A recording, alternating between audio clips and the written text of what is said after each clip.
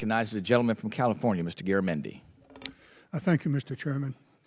And thank you very much for attending this and your testimony and our appreciation for the hard work and the sacrifices being made by the men and women in our military as they operate in the CENTCOM area.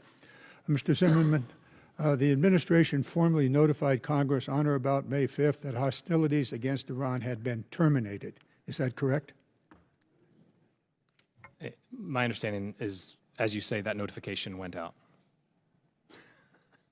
You have a real difficult time answering questions directly, don't you? So you notified that it was terminated, correct? Correct. All right.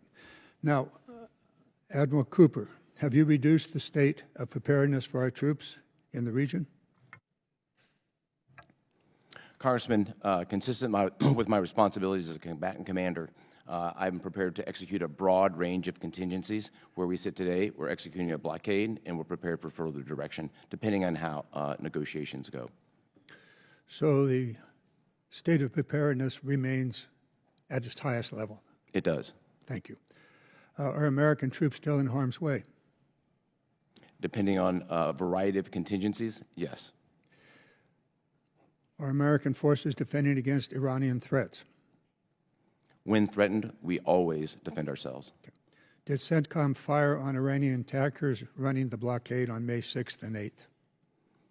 We fired on, after going through a series of de-escalation measures to get tankers to stop, consistent with the blockade, we disabled those tankers. So you did fire on Iranian tankers on May 6th and 8th? We disabled them, yes. We fired on them, and as a result of the fire, they were effectively disabled. Did the U.S. launch strikes against Iranian military sites on May 7th? So the United States forces in the execution of defensive mission in moving destroyers from the Arabian Gulf back into the Gulf of Oman were fired upon dozens of times. We defended ourselves. So and American forces were fired upon by Iran, and you fired back. That's exactly right. Thank you. Is it your military assessment that hostilities have been ceased since April? We remain in a ceasefire. Yes. That's not my question. My question was military assessment that hostilities have ceased since April. My military assessment is the ceasefire has set the foundation for military hostilities to cease. Iran pushes it. So the hostilities have continued? Well, Iran clearly attacked our ships, as you described, dozens of times. Yes, sir. I'm really very, very sorry for the two of you. You just cannot answer a question correctly and directly, but you're doing the best you can.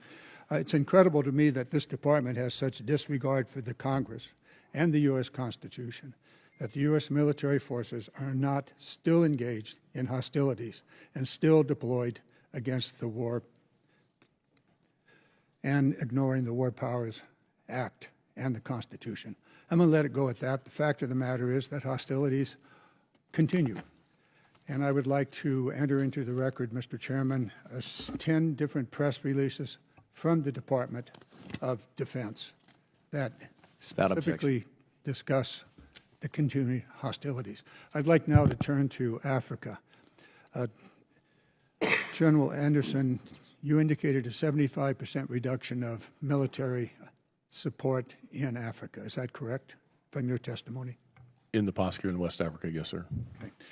Okay. Is USAID a critical element in the African strategy going forward?